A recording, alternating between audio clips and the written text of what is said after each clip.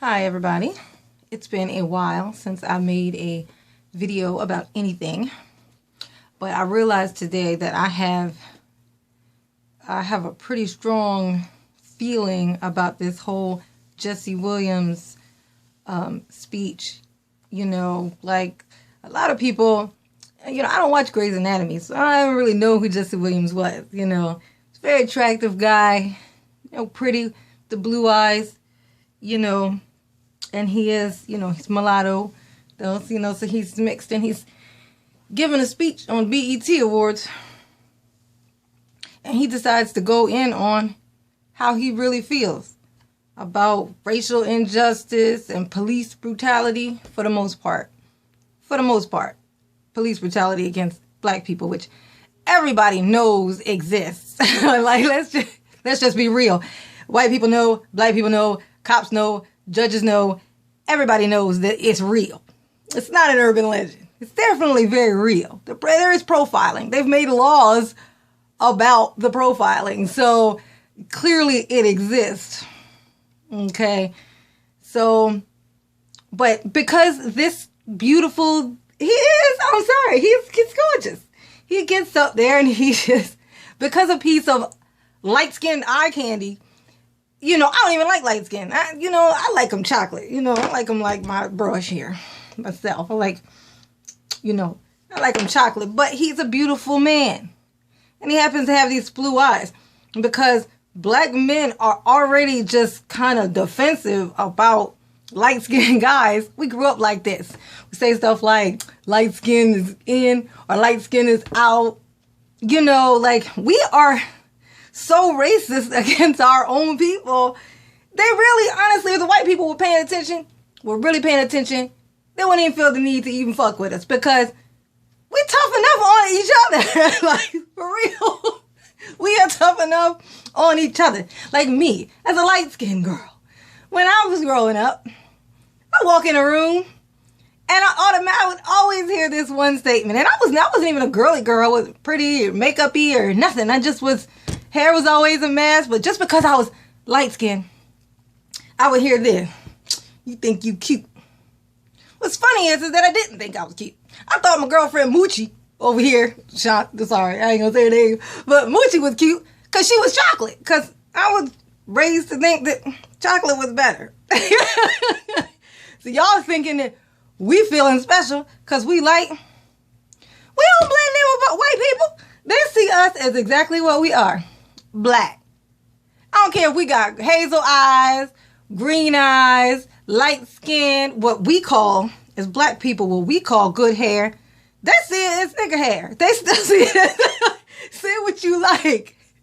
But it is not European hair. It's all considered black to them. So while we over here picking on each other about how less and more black we are, this man decides to come up and say how he feels. It ain't his fault that his parents were two different races and his eyes come out looking like that and he's so freaking cute.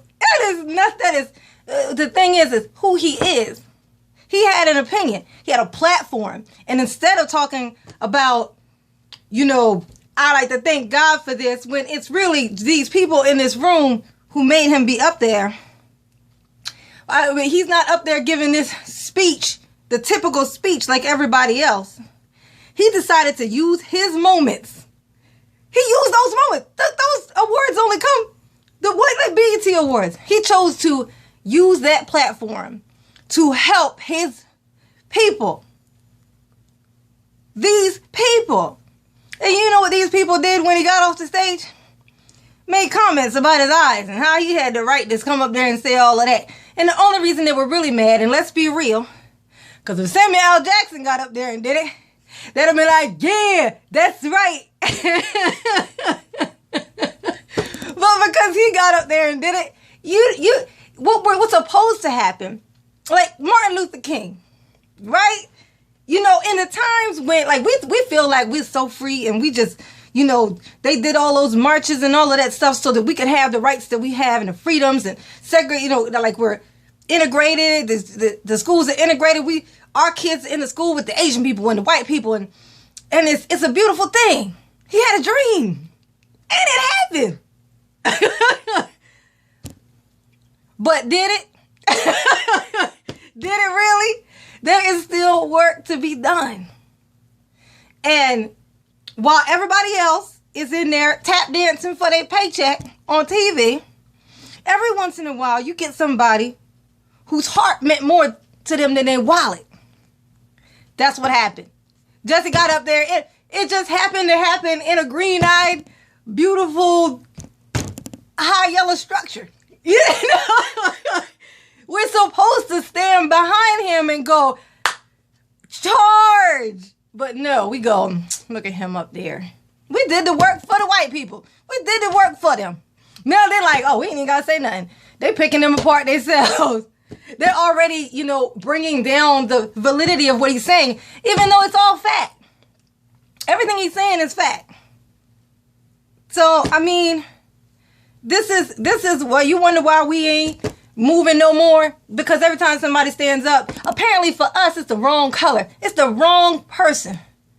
It was the wrong person who stood up there and said it. That's our story. We ain't never gonna get nowhere. Samuel Jackson wasn't gonna do it. I mean, we're Will Smith. But then again, he probably been too light-skinned too, huh? He'd have been too whitewashed.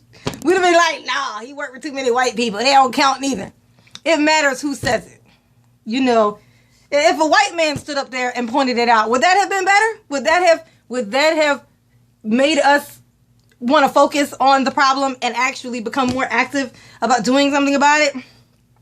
I think not. I think that we are like, as much as we like to point it out in the shadows, which we do, okay, we point it out in the house comfortably when ain't no white ears around the ear. When ain't no, we're so worried about who's listening. How are we going to get a message across when all we're doing is telling our relatives and close family? You got to be a voice. You got to be willing to use your voice. You got to be fearless to consequence. That's the only reason why. But Martin Luther King, when they used to go and sit on them benches in them all-white restaurants, go and use those fountains that they knew they had them business, they were doing it for the sole purpose. They knew they were going to be arrested. They knew they were probably going to get beat down. They knew it, and they said, fuck it. We want this. It's not about us. It's about the future and moving forward. For us, it's, he gets the credit. Like, where is Martin when you need him? Martin, where are you? Teach these people something. Like, I think they've forgotten the point. The point is to get it's equality. That was that's it. That's it. We were brought here under weird circumstances. The Europeans wasn't supposed to be here neither. If we just being real, we all need to leave. And the Native Americans, this is their house. Okay? So, like, if we all be in particular and real about the situation, none of us belong here but the Native Americans. This is their spot. When the continent separated, this is what they had. Okay? So, it's nobody's going back home. And y'all are not going to continue to be able to do this stuff that you're doing. Because eventually an uprising will happen. I mean, it's inevitable. All it's going to take is that one group that's going to have an extreme case of the fuckets and a financial backing. And the whole thing's just going to go up in smoke. But it does not have to. It doesn't have to. When he got up there and said what he said, if the lesson from that was purely just, if the response from us, not from the white people, can say whatever they want about it, but from us, as from the people who feel oppressed, it's nothing about there's people, there are white people who completely support the cause on every level. And they see it and they hate it just as much as we do. But as the people who feel oppressed, it is our responsibility to take care of our leaders. When somebody stands up and says, fuck it, I'll be it. It takes a lot to do that. Like, it takes, especially when you have something to lose. Like, of course, a homeless dude on the street who has nothing to fucking lose, he don't know if he's going to still be alive tomorrow because it's going to be cold as a fucker. You know, it's easy for somebody like that to get a case of the fuckets. But somebody who has everything going for him, he has no reason aside from his feelings, his true heart, to make him stand up there and use his moment for all of us. He did that for all of us. You shit talkers, he did that for you. He did that so you won't get pulled over and have to be fucking terrified tomorrow. That's why he did it. He came up there and said that so you wouldn't have to be scared when you see a siren. And this is what you give him. Because he light-skinned and got blue eyes. And all we do is point out racism. You want to talk about racist? That's racist. It's like somebody, you hungry and somebody try to give you a sandwich, but you don't like the color of the hand that's handing it to you. So you smack their hand. Clearly you're not hungry now, are you? You either want it or you don't.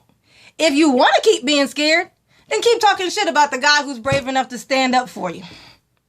And that's what you're going to get. You're going to be just like this. And trust me, the police were so happy. Those people, not all police, but those ones, which there are plenty of them, because I don't think they're being that particular when they're picking them.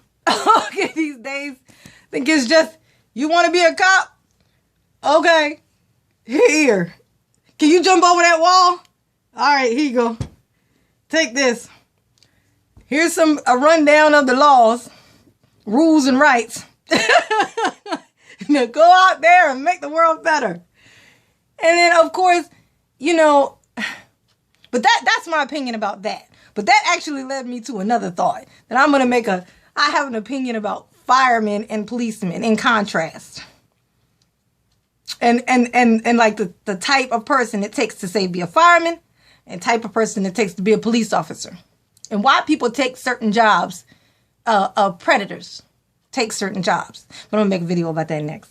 But that's all. I just want to get that off my chest. Oh, yeah.